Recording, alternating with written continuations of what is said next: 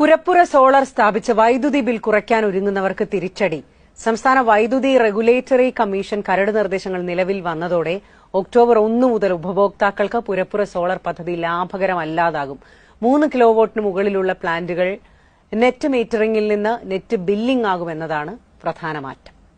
Solar പ്ലാന്റുകളിൽ നിന്നുള്ള അധിക വൈദ്യുതി കെഎസ്ഇബിക്ക് നൽകുകയും ആവശ്യമുള്ളപ്പോൾ തിരിച്ചെടുക്കുകയും ചെയ്യുന്നതാണ് നെറ്റ് മീറ്ററിംഗ്.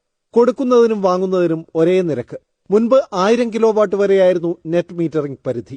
എന്നാൽ ഒക്ടോബർ 1-ന് വൈദ്യുതി റെഗുലേറ്ററി കമ്മീഷന്റെ കരട് നിർദ്ദേശങ്ങൾ നിലവിൽ വരുന്നതോടെ ഇത് 3 കിലോവാട്ട് വരെയുള്ള പ്ലാന്റുകൾക്ക് മാത്രമാകും.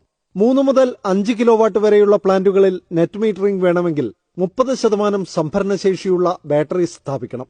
ബാറ്ററിക്ക് 2 ലക്ഷം രൂപയെങ്കിലും വില വരും. ഇല്ലെങ്കിൽ നെറ്റ് ബില്ലിംഗിലേക്ക് മാറണം. അതായത് ചെറിയ തുകയ്ക്ക് കെഎസ്ഇബിക്ക് വൈദ്യുതി നൽകുകയും വലിയ തുകയ്ക്ക് തിരികെ വാങ്ങുകയും വേണം. പകൽ ഉൽപ്പാദിപ്പിച്ചു കൊടുക്കുന്ന യൂണിറ്റിന് ഏകദേശം 2 രൂപ അല്ലെങ്കിൽ 2.5 രൂപയായിരിക്കും നമുക്ക് കിട്ടുന്നത്.